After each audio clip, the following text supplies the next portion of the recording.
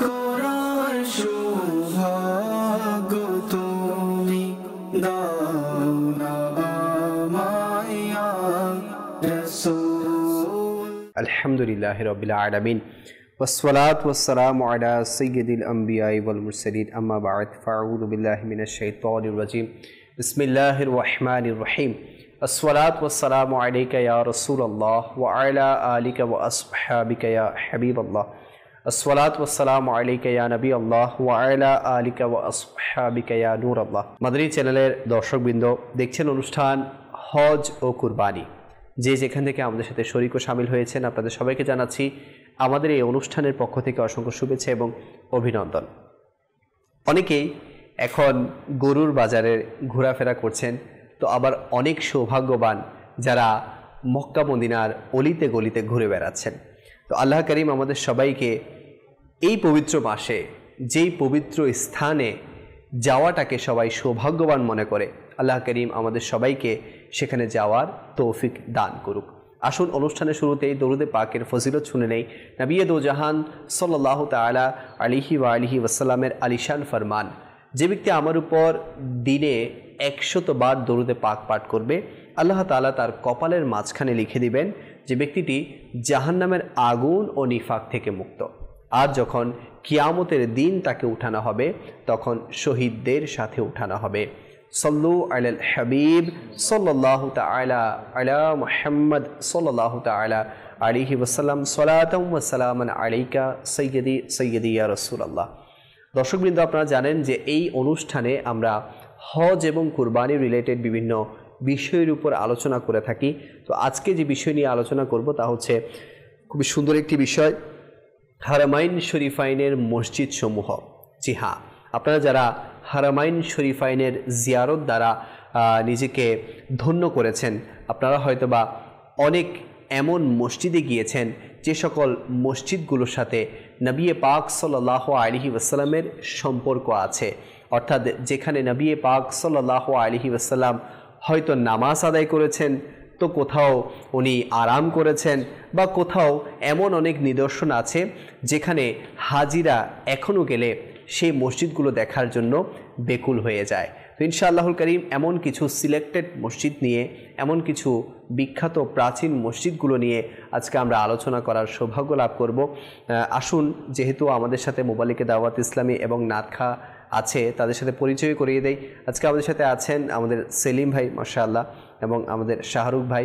নাতখা হিসেবে আছেন আমাদের আসাদ ভাই। তো ইনশাআল্লাহ আলোচনা হবে, নাত ও কালাম নেওয়া হবে। যেহেতু হজের মাস চলছে, হজ রিলেটেড কালামও আমরা শামিল করব। আসুন দেরি না করে একটি কালাম শামিল করে এরপর ইনশাআল্লাহ আজকের বিষয়ের দিকে আমরা অগ্রসর হব। সাল্লু আলাল হাবিব সাল্লাল্লাহু আলা মুহাম্মদ সাল্লাল্লাহু আলাইহি ওয়াসাল্লাম। সাল্লি আলা রাসূলিনা সাল্লি আলা হাবিবিনা সাল্লি আলা মুহাম্মাদিন সাল্লি আলা করিমিনা সাল্লি আলা শফিনা সাল্লি আলা মুহাম্মাদিন। हम भी मदीने जाएंगे, आज नहीं तो कल सही।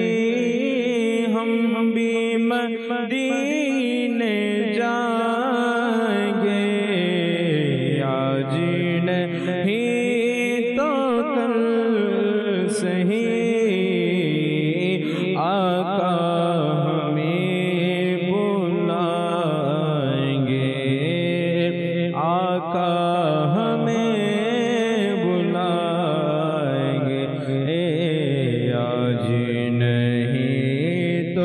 कल सही। सल्ले अला रसूलना सल्ले अला हबीबना सल्ले अला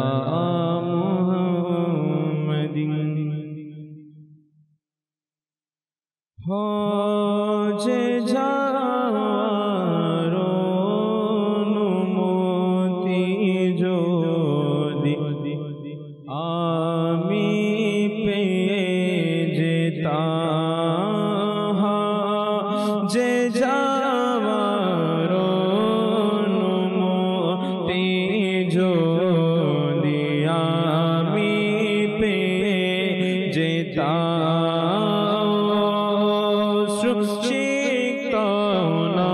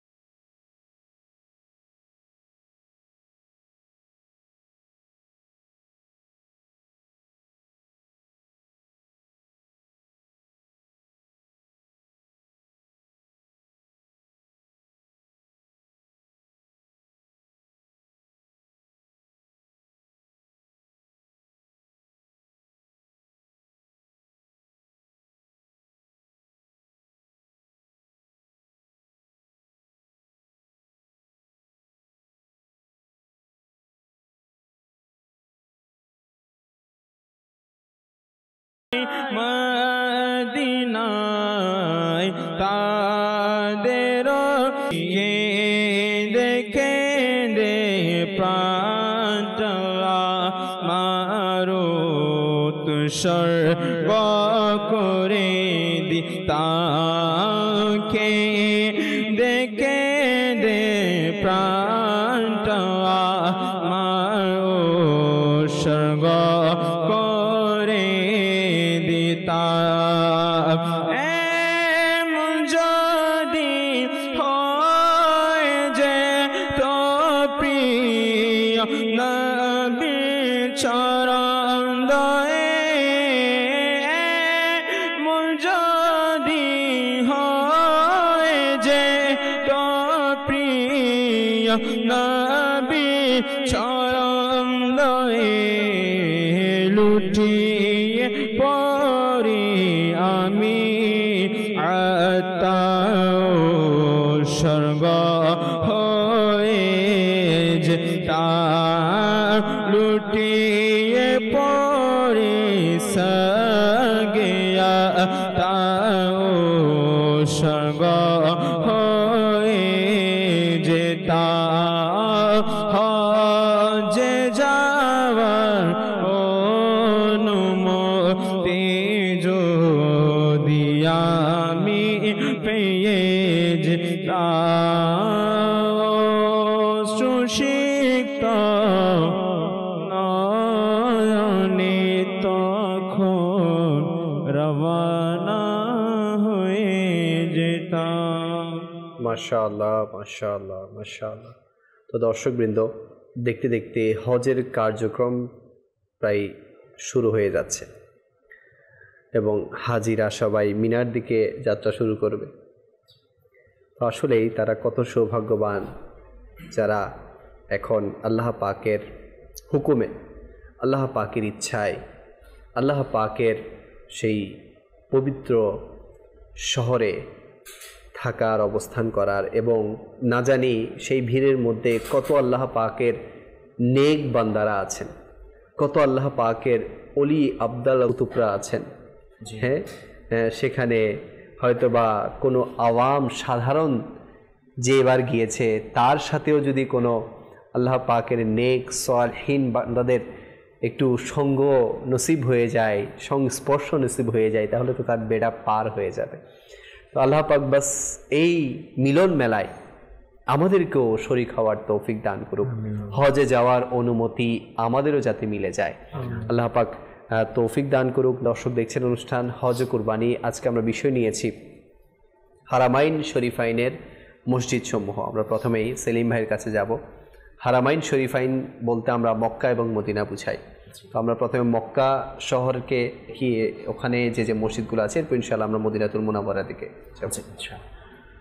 আলহামদুলিল্লাহি রাব্বিল আলামিন ওয়াসসালাতু ওয়াসসালামু আলা সাইয়্যিদিল মুরসালিন ওয়া আলা আলিহি ওয়া সাহবিহি আজমাইন। আলহামদুলিল্লাহ, প্রথমে একটি হাদিস শরীফের সারমর্ম বলে শুরু করছি।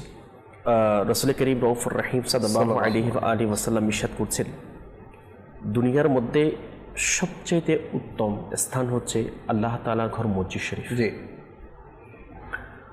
আর হারামাইন শরীফাইন যে দুটি এমন একটি মসজিদ, যে মসজিদের মধ্যে প্রবেশ করলে নিরাপত্তা পাওয়া যায়, এবং শুধু মানুষ নয়, সৃষ্টি জগতের মধ্যে কোনো প্রাণী যদি এখানে ঢুকে যায়, প্রবেশ করে, কিতাবের মধ্যে আসছে, হাদিস শরীফের মধ্যে আসছে যে কোনো একটু হিংস্র প্রাণী, কোনো একটা অসহায় প্রাণীকে যদি দৌড়ায় আক্রমণ করার জন্য, খাওয়ার জন্য, আর সে ওই অসহায় প্রাণী যদি হারামাইন শরীফের মধ্যে যখন একটির মধ্যে যদি প্রবেশ করে ঢুকে যায়, তখন ওই হিংস্র প্রাণী তাকে আক্রমণ করে, আঘাত করে না।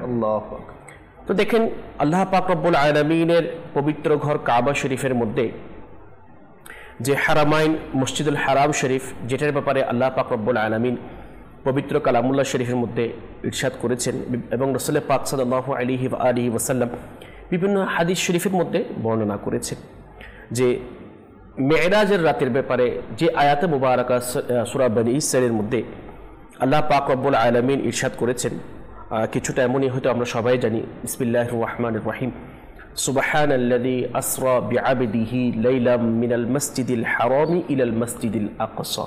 অর্থাৎ এখানে দুটি কাবা শরীফ, প্রথমে কাবাতুল্লাহ ছিল, এরপর মাঝখানে বাইতুল মুকদ্দাস ছিল, আবার রাসূল পাক সাল্লাল্লাহু আলাইহি ওয়াসাল্লামের ইচ্ছা অনুযায়ী কাবার দিকে হয়ে গেছে। জি। তো এখানে মসজিদুল হারাম এবং মসজিদুল আকসা দুটাই হচ্ছে আল্লাহ তাআলার ঘর মসজিদ শরীফ। দেখেন, কিতাবের মধ্যে আসে, আমরা সবাই জানি যে হারাম শরীফ, যেটা মসজিদুল হারাম কাবা শরীফের মধ্যে রয়েছে, ওই মসজিদের মধ্যে যদি কেউ 1 রাকাত নামাজ পড়ে, তাহলে 1 লক্ষ রাকাত নামাজ পড়ার সওয়াব তাকে দান করবে।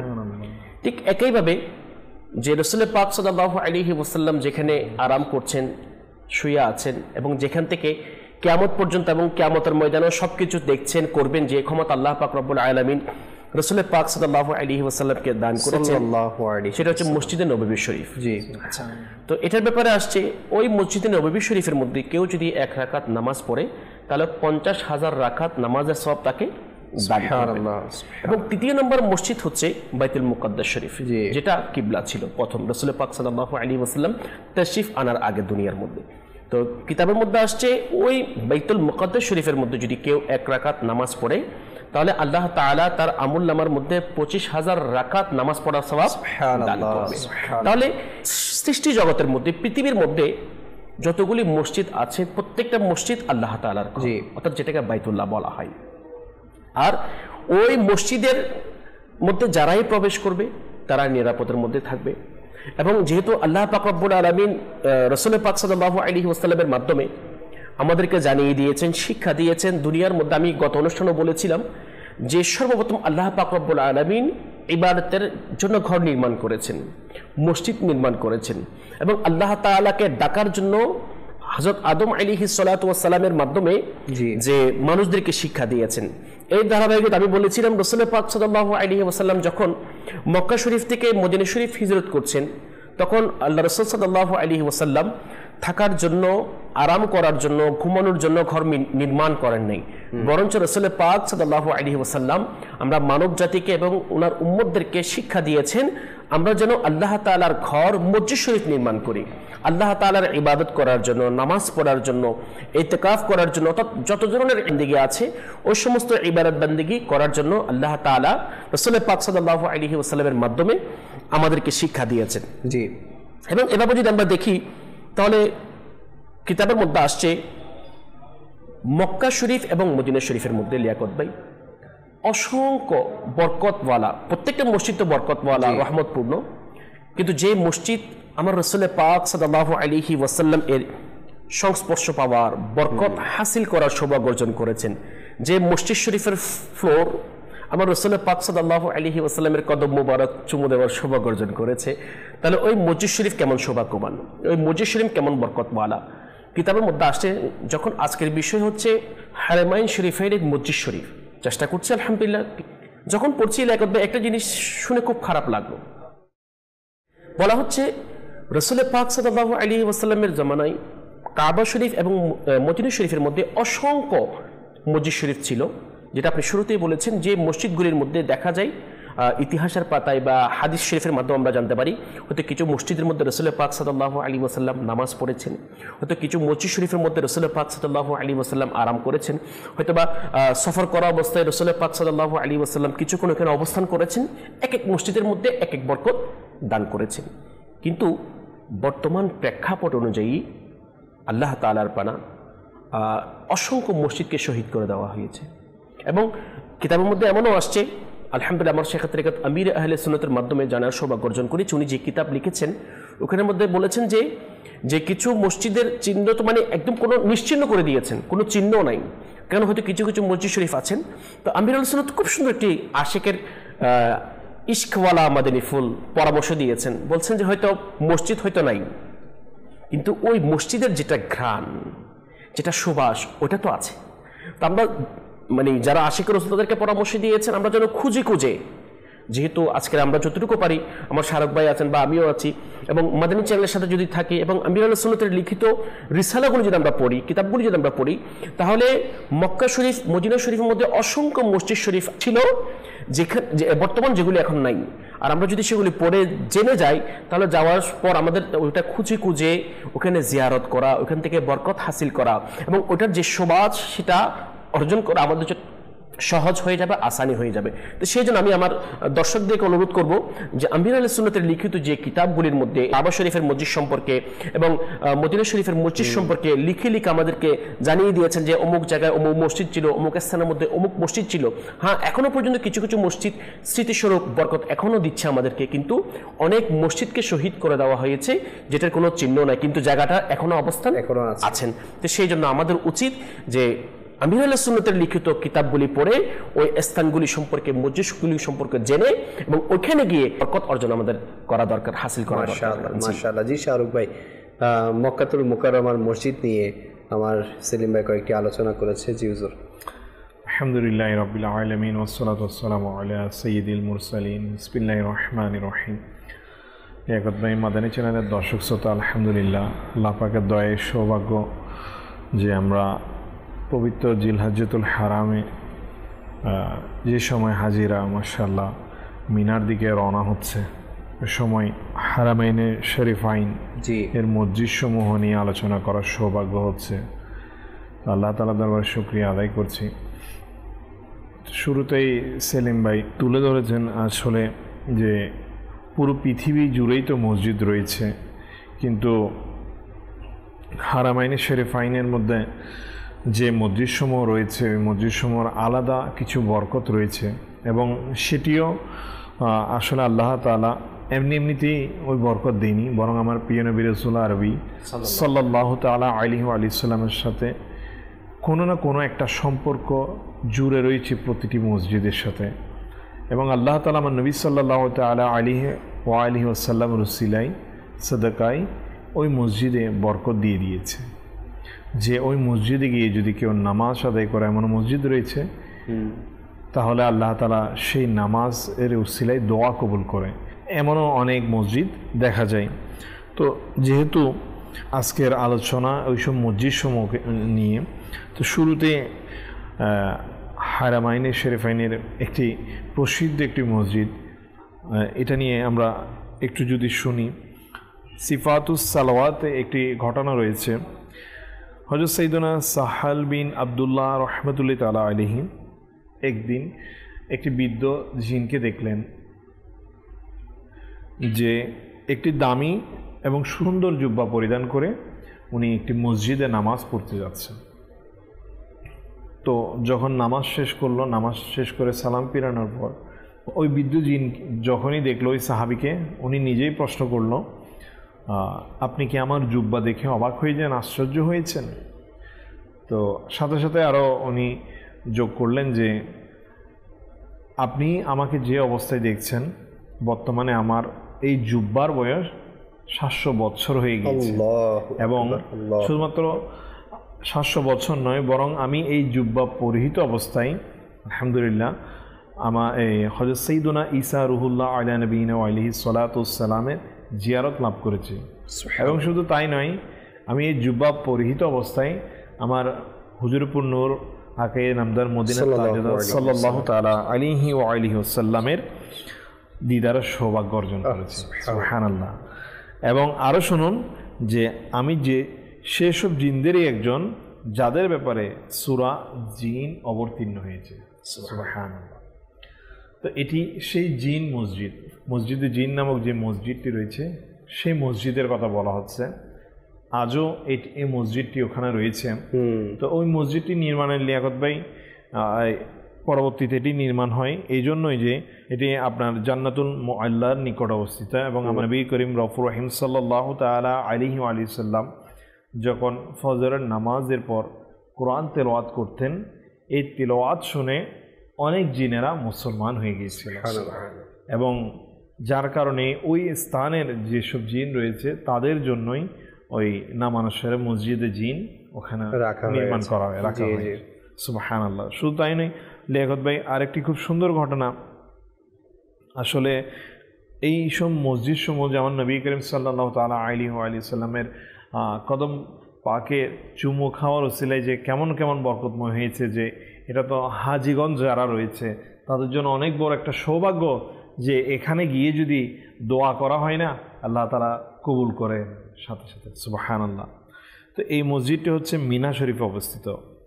যখন বিদায় হজের প্রকাল আমার নবী করিম রফুর রহিম সাল্লাল্লাহু তাআলা আলাইহি ওয়া সাল্লাম এখানে নামাজ আদায় করেন এবং হুজুরপুর নূর সাল্লাল্লাহু তাআলা আলাইহি ওয়া সাল্লাম মসজিদে খাইফে 70 জন আম্বিয়া আলাইহিমুস সালাতু ওয়াস সালাম নামাজ আদায় করেছেন বলে বলা হচ্ছে।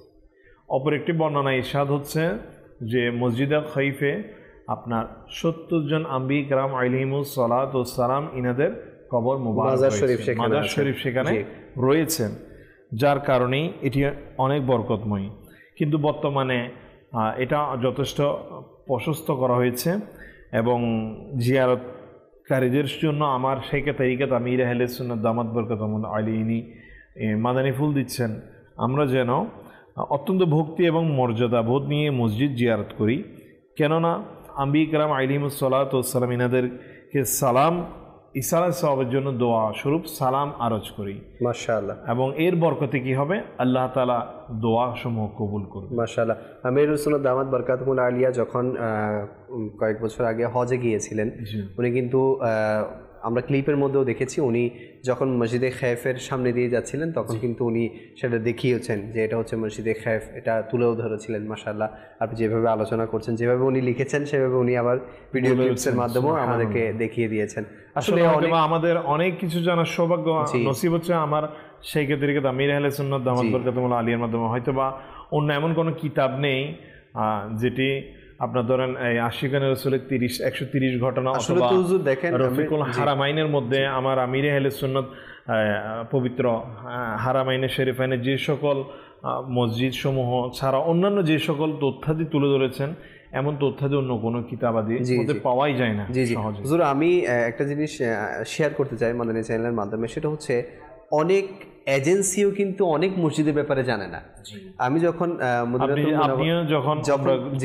মদিনাতুল মুনাওয়ারায় গিয়েছি, ওখানে আমাদের একজন চট্টগ্রামের ইসলামী ভাই থাকেন, তো উনি আমাকে এমন ইউনিক জিনিস দেখানোর মানে আমাকে সুযোগ করে দিয়েছেন। আমার সৌভাগ্য হয়েছে যেগুলো আমাদের মানে কাফেলার ইসলামী ভাইরাও জানে না। অর্থাৎ উনি মোবাইল দাওয়াত ইসলামীওয়ালা, জি দাওয়াত ইসলামীওয়ালা, দাওয়াত ইসলামীওয়ালা উনি মদিনা শরীফে অনেকদিন ধরে আছেন। তো এগুলো কেন? এগুলো হচ্ছে উনিও কারো সঙ্গ পেয়েছেন দাওয়াত ইসলামীওয়ালার, উনিও কারো না কারো সাথে অ্যাটাচ ছিলেন যে এই সকল বিষয় সম্পর্কে জানেন। এক কথা উনি আমিরুল সুন্নাত সঙ্গ পেয়েছেন, জি সঙ্গ পেয়েছেন। আচ্ছা সবচেয়ে বড় কথা হচ্ছে যে আপনি দেখেন না আমিরুল সুন্নাত দামাত বারকাতুহুল আলিয়া একে তো হচ্ছেন ওনার উপর অসংখ্য আউলিয়া কেরামের নজর আছে, সেই সাথে আমিরুল সুন্নাত দামাত বারকাতুহুল আলিয়া এই লাইনে হচ্ছে অনেক অভিজ্ঞ আলহামদুলিল্লাহ। এবং আমিরুল সুন্নাত দামাত বারকাতুহুল আলিয়া অনেক আগে হজ করেছেন, অনেক বছর আগে থেকে হজ করেছেন, মাঝখানে গ্যাপ গিয়েছে, এখন আবার হজ উমরা করার সুযোগ হয়েছে। তো আমিরুল সুন্নাত দামাত বারকাতুহুল আলিয়ার এগুলো সব প্র্যাকটিক্যাল অভিজ্ঞতা এই কিতাবের মধ্যে লিপিবদ্ধ হচ্ছে। জি জি জি, এটা তো আমি যে বললাম না শুরুতেই যে আমিরুল সুন্নাত বলছেন মসজিদ এটা ছিল, জি এখন নাই, জি মানে স্থানটা আছে, উনি দেখেছিলেন, উনি দেখেছিলেন, সুবহানাল্লাহ, অত দেখেছেন হয়তো বা এটা কিতাবের মধ্যে আসছে, হাদিসের মধ্যে আসছে এটা এখানে মসজিদ ছিল, জি। তো আল্লাহ তাআলা যারা দুর্ভাগা যারা হয়তো তারা শহীদ করে দেওয়া হয়েছে, ভেঙে ফেলা হয়েছে। মাশাআল্লাহ। জি, তো দর্শকবৃন্দ আপনারা শুনলেন অনেক আলোচনা, ইনশাআল্লাহ কারীম আলোচনা তো চলবে।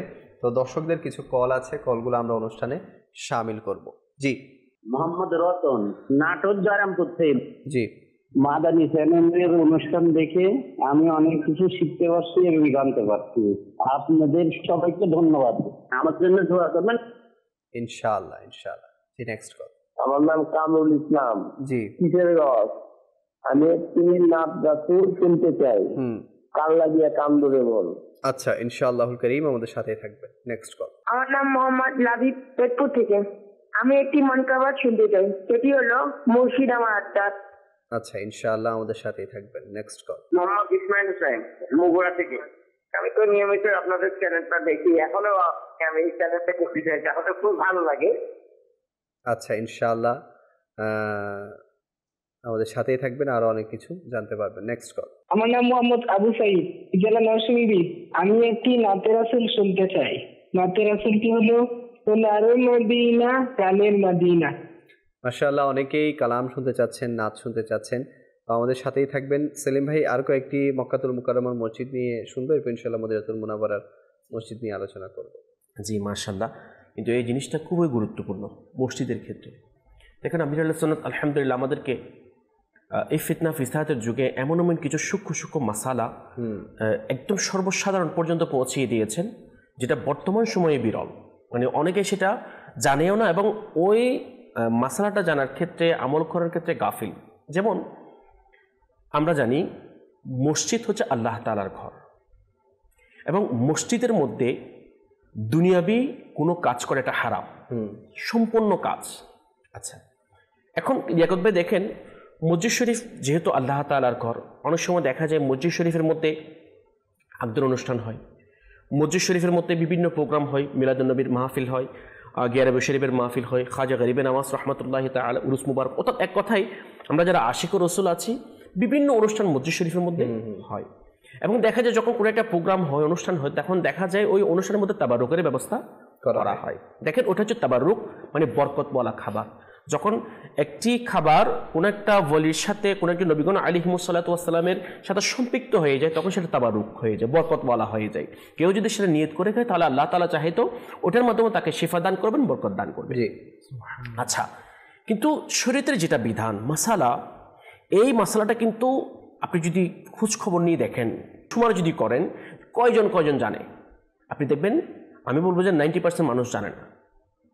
হ্যাঁ আলহামদুলিল্লাহ, যারা আমরা মাদানী মহলের সংস্পর্শে পেয়েছি, যারা মাদানী মহল পেয়েছি, আলহামদুলিল্লাহ হয়তো মাসালাটা সেটা আমরা জানার সৌভাগ্য অর্জন করেছি। যে মাসালাটা কি দেখেন, মসজিদ শরীফের মধ্যে দুনিয়াবি কোনো কাজ, সেটা খাওয়া হোক, ঘুমানো হোক, কথাবার্তা হোক, এক কথায় সমস্ত কিছু এটা হারাম, না যায়। কারণ শুধুমাত্র মসজিদ আল্লাহ তাআলার ঘর, আল্লাহ তাআলার ইবাদত করার জন্য, শুধুমাত্র কি আল্লাহ তাআলার ইবাদত করার জন্য। এই যে মসজিদুল হারাম, হারামাইন শরীফাইন, যে দুইটা মসজিদ, যে এই হারাম শরীফের মধ্যে যখন আমরা প্রবেশ করি, দেখেন যখন একজন মানুষ মসজিদ শরীফে যখন ঢোকার পরে ইতিকাফের নিয়ত করবে, কিসের ইতিকাফ? নফল ইতিকাফ। আচ্ছা, অনেকে এখন জানে না, অনেকে মনে করে শুধুমাত্র রমজান শরীফ আসলে ইতিকাফ করবে, আর রমজান শরীফের বাইরে ইতিকাফ করা যাবে না। কিন্তু দেখেন আলহামদুলিল্লাহ আমিরুল সুন্নাত আমাদেরকে এটাও শিখিয়েছেন, কেন? গুনাহ থেকে বাঁচার জন্য। আমরা মসজিদ শরীফে গিয়েছি, যেমন হারামাইনের মধ্যে আমরা গিয়েছি কেন? আল্লাহ তাআলার রহমত পাওয়ার জন্য, আল্লাহ তাআলার দয়া পাওয়ার জন্য এবং আমাদের গুনাহকে মাফ করানোর জন্য। কিন্তু এই মাসালাটা আমাদের জানা না থাকার কারণে আমরা রহমত পাওয়ার পরিবর্তে, সওয়াব পাওয়ার পরিবর্তে বরঞ্চ গুনাহগার হয়ে যাচ্ছি। কেমন? যে আমি যে মসজিদুল হারাম শরীফের মধ্যে প্রবেশ করেছি, আমি কি ইতিকাফের নিয়ত করেছি? কেন? প্রশ্নটা কেন? কারণ আমরা ওইখানে জমজম শরীফের পানি পান করি। অনেক সময় দেখা যায় কারো ক্ষুধা লাগলে সাথে কিছু থাকে, কিছু না কিছু খাই, খেজুর খাই, সব কিছু খাই। আচ্ছা, যখন আমরা রোজা রাখি তখন ইফতার করি কিনা? ম্যাক্সিমাম মানুষ রমজানে তো সেখানে ইফতার করে। জি, এখন শরীয়তের মাসালা হচ্ছে, বিধান হচ্ছে, যেটা আমির আহলে সুন্নাত দাওয়াত ইসলামের মাধ্যমে, মাদানী চ্যানেলের মাধ্যমে আমাদেরকে শিখিয়েছেন এবং সারা বিশ্বের মানুষকে শিখাচ্ছেন। সেটা হচ্ছে আপনি যখন এই মসজিদ শরীফের মধ্যে প্রবেশ করবেন, সেটা মসজিদুল হারাম শরীফ হোক আর দুনিয়ার যে কোনো মসজিদ শরীফের মধ্যে হোক, আপনি ইতিকাফের নিয়ত করেন। কেন? আপনি যদি ইতিকাফের নিয়ত করে প্রবেশ করেন, প্রথম যেটা ফায়দা মানে উপকার, সেটা হচ্ছে আপনি ইতিকাফের সওয়াব পাবেন। কোনো ইবাদত না করলেই আপনার আমলনামার মধ্যে নেকি লিখতে থাকবে। এবং দ্বিতীয় নম্বর বিষয় হচ্ছে, কোনো ক্ষেত্রে বিশেষে কোনো দুনিয়াবি কাজ যদি হয়ে যায়, যেমন কোনো ফাতিহার পরে কোনো ইফতার করছেন, রোজা রেখেছেন, তখন ইফতার করাটা আপনার জন্য জায়েজ হয়ে যাবে। আর ইতিকাফের নিয়ত ছাড়া আমার আমির আহলে সুন্নাত প্রত্যেকটা বয়ানের শুরুতে বলে দেয় যে, যখন মাদানী মুযাক্কারা যখন বলেন যে ইতিকাফের নিয়ত ছাড়া জমজম শরীফের পানি কিন্তু খাওয়া কিনে অনুমতি, মসজিদের মধ্যে খাওয়া কিনে অনুমতি নেই। তাহলে মসজিদুল হারাম এটা কিন্তু মসজিদ নববীও মসজিদ। যেখানে যান মসজিদে যে আমি যেভাবে আমাদের আম যে মসজিদগুলি আছে আমার দেশের মধ্যে, যে মসজিদের মধ্যে আমি ইতিকাফের নিয়ত করছি, ঠিক একইভাবে আমাদের উচিত হচ্ছে, আমাদের জন্য আবশ্যক হচ্ছে, যখনই আমি মসজিদুল হারাম শরীফের মধ্যে প্রবেশ করব তাওয়াফ করার জন্য, যে কোনো কিছুর জন্য, সাথে সাথে আমি ইতিকাফের নিয়ত করে নিব। তাহলে সচরাচর দেখা যাচ্ছে আমি ইতিকাফের নিয়ত করে নিলাম, ইতিকাফের সওয়াব পেলাম, সাথে সাথে যে সমস্ত ইবাদত বান্দেগি করছি সেটাও করলাম। অনেক সময় দেখা যায় আমি রোজা রেখেছি, ইফতারের সময় হয়ে গেছে, ইফতারও করতে পারলাম, জমজম শরীফের পানিও পান করতে পারলাম। মানে এক কথায় দুনিয়াবি কাজগুলি করার জন্য আমার জন্য কি হয়ে গেল? সহজ হয়ে গেল, জায়েজ হয়ে গেল। আচ্ছা, এখানে তো আরেকটা বিষয় হচ্ছে যে মসজিদুল হারাম আবার মাতাফ, এই দুইটা কিন্তু আলাদা জিনিস। তো অনেক সময় দেখা যায় যে মাতাফ এটা অনেক সময় অনেকে কাবার চারপাশেও করে, অনেকে কিন্তু দূর থেকেও করে। তারপর অনেক সময় দূর থেকে করতে গিয়ে অনেকে মসজিদেও প্রবেশ হয়ে যায়, অর্থাৎ এগুলো খেয়াল থাকে না যে আমি কখন মসজিদে আছি, কখন মাতাফে আছি।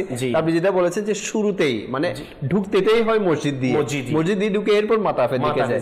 তো শুরুতেই যদি আমরা ইতিকাফে নিয়ত করি তাহলে আমাদের টেনশনটা খতম হয়ে গেল, এরপর আমরা যা ইচ্ছা তা খাই, সমস্যা পান করি, কোনো টেনশন থাকবে না।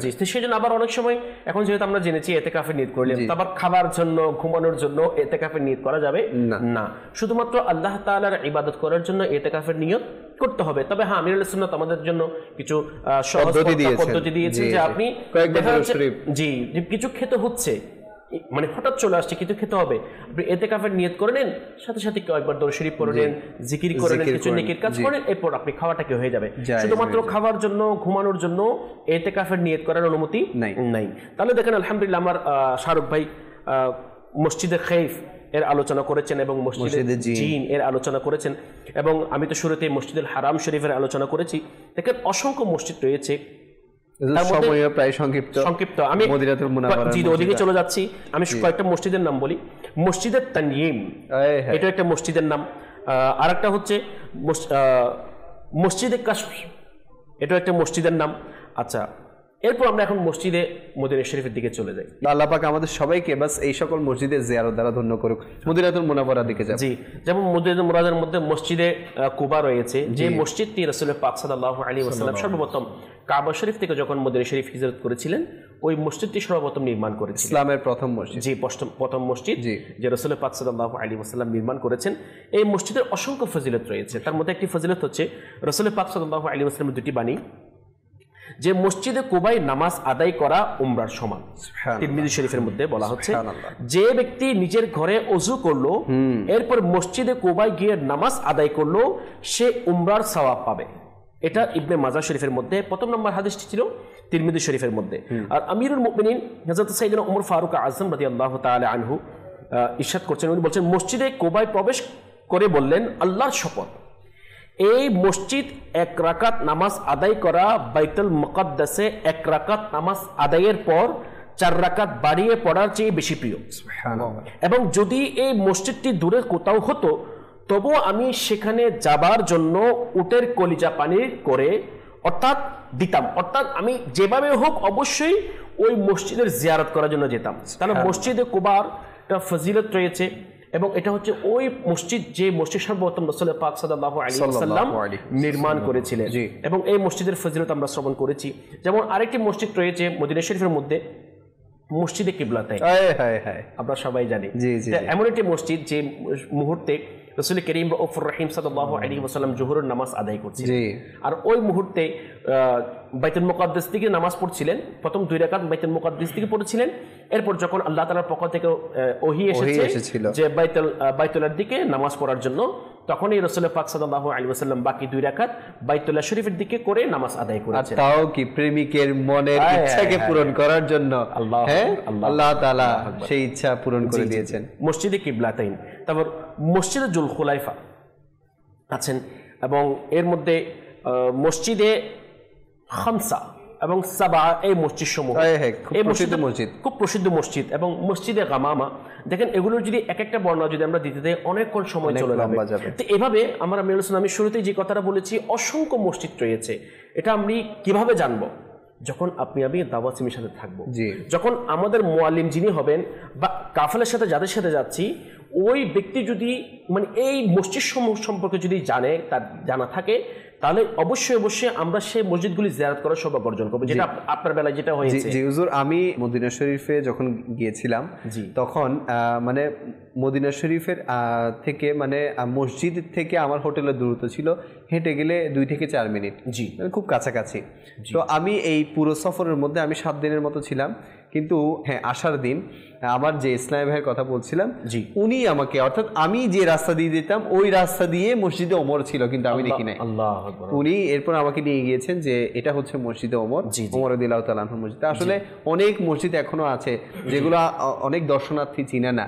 এজন্য দরকার হচ্ছে একজন অভিজ্ঞ সম্পন্ন আশিকে রসুলের সাথে সফর করা, বা যদি সফর না হয় সেখানে যদি কোনো এমন ইসলামী ভাই আশিকে রসুল অনেক বছর যাবত মদিনাতুল মুনাওয়ারা মক্কাতুল মুকাররমায় আছে, তাদের সাথে সেখানে গিয়ে মিলিত হওয়া, যাতে করে তারা আমাদেরকে এই সকল মসজিদের সন্ধান দেয়। শাহরুখ ভাই, শেষের দিকে যদি কোনো মসজিদের আলোচনা করেন। জি, খুব সুন্দর আলোচনা করছিল আমার মাশাআল্লাহ সেলিম ভাই। তো মদিনা শরীফের মধ্যে অসংখ্য মসজিদ আমার আল্লাহ রাসূল সাল্লাল্লাহু তাআলা আলাইহি ওয়াসাল্লাম কদম পাকের মাধ্যমে বরকতময় হয়েছে। অনেকগুলো মসজিদের বর্ণনা, আসলে অনেকগুলো বর্ণনা বললে হয়তো বা আমরা বলে শেষ করতে পারবো না। তো তাও একটি খুবই সুন্দর এই মসজিদে শাইখাইন, জি খুব সুন্দর একটি এটার বর্ণনা রয়েছে। মসজিদে নববী শরীফ থেকে সাইয়্যিদুনা হামজা রাদিয়াল্লাহু তাআলা আনহুর মাজারে যাওয়ার পথে অনেকে হযরত সাইয়্যিদুনা হামজা রাদিয়াল্লাহু তাআলা আনহুর মাজার মুবারকও যায়, আবার অনেকে জানেও না, এমনও রয়েছে। কিন্তু তো যাওয়ার পথে বাম দিকে দূর হতেই এই মসজিদটি দেখা যায়। সুবহানাল্লাহ সুবহানাল্লাহ। এই পবিত্র এবং বরকতময় স্থানটির সাথে অনেক মাদানী সম্পর্ক রয়েছে। যেমন উহুদ যুদ্ধে যাওয়ার পথে আমার প্রিয় নবী রাসূল আরবি সাল্লাল্লাহু তাআলা আলাইহি ওয়া আলিহি ওয়াসাল্লাম এখানেই প্রথম অবস্থান করেছিলেন এবং রাতের কিছু অংশ এখানেই কাটিয়েছিলেন। শুধু তাই নয়, এখানে এই স্থানে আমার নবী করিম রাউফুর রহিম সাল্লাল্লাহু তাআলা আলাইহি ওয়া আলিহি ওয়াসাল্লাম 2 ওয়াক্ত নামাজ আদায় করেছিলেন। সুবহানাল্লাহ। শুধু তাই নয়, বলা হচ্ছে এই স্থানটিতেই প্রিয় নবী রাসূল আরবি সাল্লাল্লাহু তাআলা আলাইহি ওয়া আলিহি ওয়াসাল্লামের নূরানী শরীর মোবারকে বর্ম এবং হাতিয়ার সাজানো হয়েছিল। সুবহানাল্লাহ। এবং যুদ্ধের প্রস্তুতির প্রতীকী প্রদর্শনী এবং মুজাহিদ নির্বাচন এখানেই করেছিলেন, এবং কয়েকজন মাদানী মুন্নাকে ফিরিয়ে দিয়েছিলেন, অর্থাৎ ছোট ছেলে বাচ্চা যারা রয়েছে তাদেরকে ফিরিয়ে দিয়েছিলেন। এবং যারা এখানেই মাদানী মুন্না, অর্থাৎ মাদানী মুন্না হযরত সাইয়্যিদুনা রাফে রাদিয়াল্লাহু তাআলা আনহু নিজেকে বড় দেখানোর জন্য পায়ের আঙ্গুলের উপর ভর করে দাঁড়িয়েছিলেন, তখন বারগাহে রহমতের পক্ষ থেকে অনুমতিও পেয়ে গিয়েছিলেন। এবং এই কারণে আরেক মাদানী মুন্না, তো ছোট বাচ্চা ইনারা, কিন্তু হযরত সাইয়্যিদুনা সামুরা বিন জুনদুব রাদিয়াল্লাহু তাআলা আনহু আরজ করেছিলেন, আমি রাফের থেকে বেশি শক্তিশালী, অথবা 2 জনের মধ্যে কুস্তি হলে সামুরা জয়ী হন এবং সাথে যাওয়ার অনুমতি পেয়ে যান। তাই এই মসজিদকে মসজিদে শাইখাইন বলার কারণ হচ্ছে একজন অন্ধ বৃদ্ধ ইহুদি এবং এক বৃদ্ধা ইহুদির আলাদা আলাদা দুইটা কেল্লা ছিল, যাকে আরবিতে বৃদ্ধকে বলা হচ্ছে শাইখ।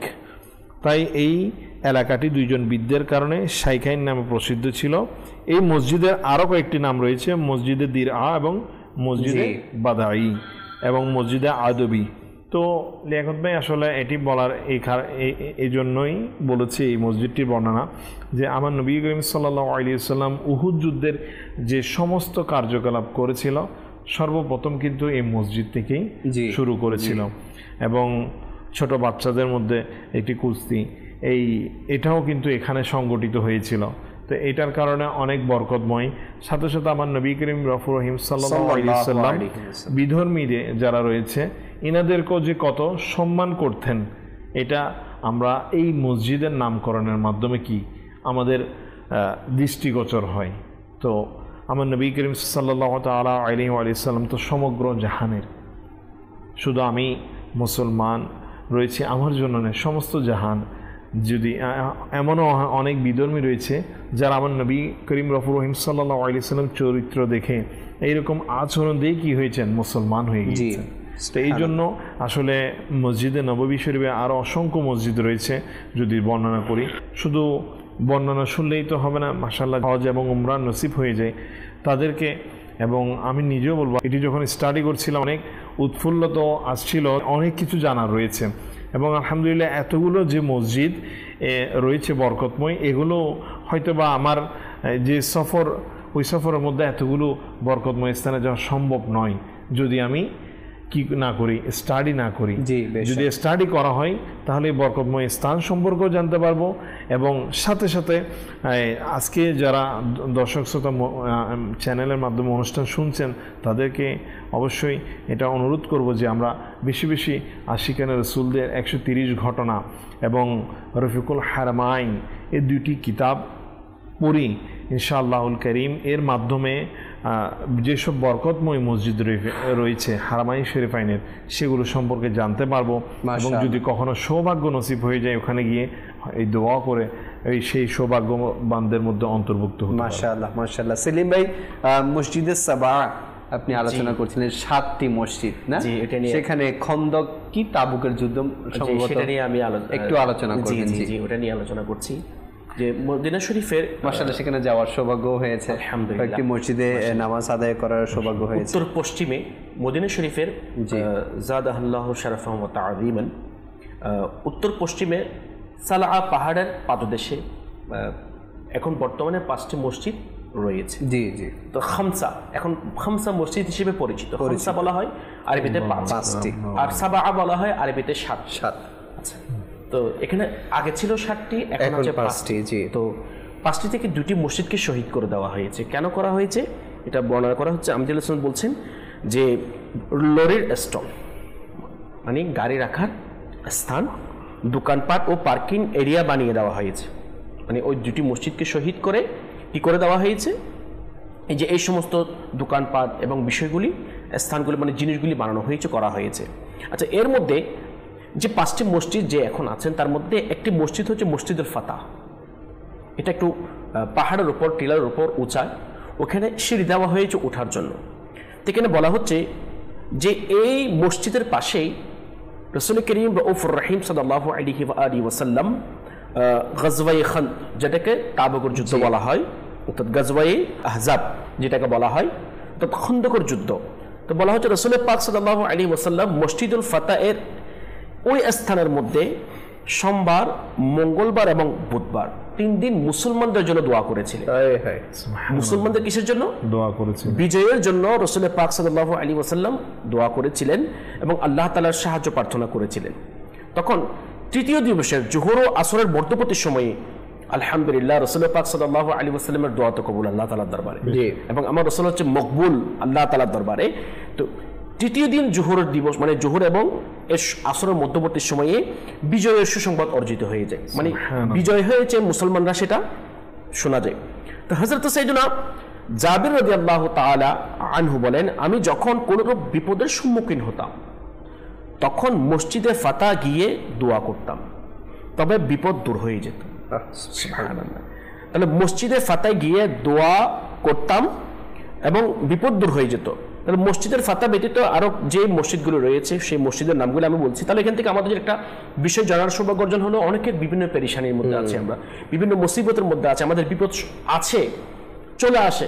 তো আমরা যদি যারা হজ করার, উমরা শরীফ করার সৌভাগ্য অর্জন করেছি, এবং যেহেতু আমরা যারা শুনছি বা যারা এখনো জানি না তাদেরকে জানিয়ে দিই যে মসজিদে খামসা, এখন বলা হয় মসজিদে খামসা, আগে বলা হতো মসজিদে সাবা। আগে ছিল 7টি, 7টি থেকে 2টিকে শহীদ করে দেওয়া হয়েছে, এখন আছে 5টি। সেই জন্য মসজিদে খামসা হিসেবে এখন প্রসিদ্ধ। মাশাআল্লাহ। তো ওইখানে গিয়ে আমরা যে ওই মসজিদে ফাতা, যেখানে আমার রাসূল পাক সাল্লাল্লাহু আলাইহি ওয়াসাল্লাম যে অবস্থান করার মাধ্যমে ওই মসজিদকে বরকত দান করেছেন, এবং ওই মসজিদের এমনিতেও মর্যাদাওয়ালা আরো মর্যাদা বাড়িয়ে দিয়েছেন, এবং ওই মসজিদে গিয়ে আল্লাহ তাআলার দরবারে দোয়া করলে অবশ্যই অবশ্যই আপনারা আমার দোয়া আল্লাহ তাআলা কবুল করবেন। যে এই যে 5টি মসজিদ রয়েছে তার মধ্যে একটি মসজিদের নাম হচ্ছে মসজিদে হযরত সাইয়েদনা আবু বকর সিদ্দিক রাদিয়াল্লাহু তাআলা আনহু। বলা হচ্ছে এটি মূলত হচ্ছে মসজিদে আলী বিন আবি তালিব। মসজিদে যে আবু বকর সিদ্দিক রাদিয়াল্লাহু তাআলা আনহু রয়েছে এটার মূল নাম হচ্ছে কি মসজিদে আলী বিন আবি তালিব। আচ্ছা, দ্বিতীয় নম্বর মসজিদ হযরত সাইয়েদনা উমর বিন খাত্তাব রাদিয়াল্লাহু তাআলা আনহু। এখানে আবার পাশে লিখে দিয়েছেন এই মসজিদটাকে শহীদ করে দেওয়া হয়েছে। মসজিদে হযরত সাইয়েদনা উমর বিন খাত্তাব রাদিয়াল্লাহু তাআলা আনহু, এই মসজিদকে শহীদ করে দেওয়া হয়েছে। আচ্ছা, এরপর তৃতীয় নম্বর মসজিদ হচ্ছে সাইয়েদনা আলী কাররামাল্লাহু তাআলা ওয়াজহাহুল কারীম। কিছুদিন পূর্বে এই মসজিদটি মসজিদে আবু বকর সিদ্দিক হিসেবে পরিচিত ছিল, জি, বর্তমানে এটিকে শহীদ করে দেওয়া হয়েছে। আল্লাহ আল্লাহ, আস্তাগফিরুল্লাহ। এরপর মসজিদে সাইয়্যিদাতুনা ফাতেমা রাদিয়াল্লাহু তাআলা আনহা, এই মসজিদটি সাহাবায়ে কিরামদের যুগে ছিল না, এটির কোনো ইতিহাস বর্ণিত নাই। যে মসজিদে মা ফাতেমাতুজ জাহরা রাদিয়াল্লাহু তাআলা আনহা, এই মসজিদের কোনো মানে ভিত তেমন মজবুত নাই, মানে সাহাবায়ে কিরাম আলাইহিম রিদওয়ানদের যুগে ছিল না। পরবর্তীতে ইতিহাস, এটার কোনো ইতিহাস নেই। কথিত আছে যে 1329 হিজরি ও 1911 সন এর এটি নির্মাণ করা হয়। 1329 হিজরিতে এই মসজিদটাকে কি করা হয়, নির্মাণ করা হয়েছিল। 5 নম্বর মসজিদে হযরত সাইয়েদনা সালমান ফারসি রাদিয়াল্লাহু তাআলা আনহু, জি, এবং মসজিদে আবু যর গিফারি রাদিয়াল্লাহু তাআলা আনহু, বলা হচ্ছে এই মসজিদটাকেও কি করে দেওয়া হয়েছে, শহীদ করে দেওয়া হয়েছে। তো সেই জন্য এই যে মসজিদ সমূহ আমরা শুনলাম, জানলাম, আমরা চেষ্টা করি, হয়তো একটু অনেক সময় দেখা যায় আমাদের অলসতা চলে আসে যে সফর বেশি করলে একটু টাকা খরচ বেশি হয়ে যাবে। দেখেন হয়তো বারবার ওখানে যাওয়ার সৌভাগ্য সুযোগ আমাদের হয়তো হবে না। যেহেতু যাদের যাওয়ার সৌভাগ্য অর্জন হয়েছে, আমি তাদেরকে অনুরোধ করব আমরা ওই স্থানগুলির মধ্যে যাই, হয়তো ওই স্থানকে ইমানের সাক্ষী বানিয়ে আসি আমি, এবং ওই স্থানকে বলে আসি এই স্থান, এই বরকতময় মসজিদ হয়তো এমন একটি সময় ছিল যে সময় এই স্থানের মধ্যে আমার দয়াল নবী রাহমাতুল লিল আলামিন এখানে তাশরিফ নিয়ে এসেছেন, আপনাকে বরকত দিয়েছেন, আপনি তো দামি হয়েছেন, কিয়ামতের ময়দানে আমার জন্য একটু সাক্ষী দিও, আমিও মুসলমান, আমিও এখানে এসেছি, আমিও ওই আমার রাসূল পাক সাল্লাল্লাহু আলাইহি ওয়াসাল্লামের বরকত হাসিল করার জন্য এসেছি, আমিও যেন মেহরুম হয়ে না যাই, কেমন সাক্ষী বানাই না। এটা তো আমিরুল ইসলাম আমাদেরকে শিখিয়েছেন।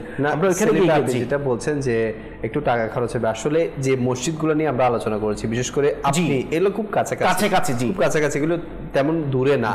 তো আমরা এটা তো আসলে এখানে আপনি যেগুলো আলোচনা করেছেন এবং শাহরুখ ভাই যেগুলো আলোচনা করেছে, প্রায় মসজিদগুলোতে আপনি যে হজ কাফেলার মাধ্যমে যান না কেন, এগুলো কিন্তু প্রায় ভিজিট হয়ে থাকে বা জিয়ারত হয়ে থাকে। তো আল্লাহ কারীম আমাদের সবাইকে যে মসজিদগুলো নিয়ে আজকে আলোচনা করা হয়েছে, এই মসজিদগুলোর জিয়ারত বারবার নসিব করুক, এবং আল্লাহ পাক আমাদের সবাইকে এই সেই মসজিদগুলোতে গিয়ে যেভাবে সেলিম ভাই বলেছেন যে সেখানে গিয়ে আমরা যাতে নিজের ঈমানের সাক্ষী দিয়ে আসতে পারি, এবং সেই মসজিদগুলো যাতে কালকে আমাদের জন্য সুপারিশ করে, সেই ব্যবস্থা করে আসতে পারি, আল্লাহ পাক সেই তৌফিক দান করুক। তো আজকে আরব শরীফে 7ই জিলহজ এবং কালকে 8ই জিলহজ শুরু হয়ে যাবে, অর্থাৎ কালকে থেকেই আমাদের হজের কার্যক্রম শুরু হয়ে যাবে। আল্লাহ পাক বাস আমাদের সবাইকে আমাদের মুকদ্দরে হজ লিখে দিক, এবং হজ এবং উমরা যাতে বারবার প্রতি বছর আমাদের সৌভাগ্য হয়ে যায় সেই ব্যবস্থাও করে দিক। সাল্লু আলাল হাবিব সাল্লাল্লাহু তাআলা আলাইহি ওয়াসাল্লাম।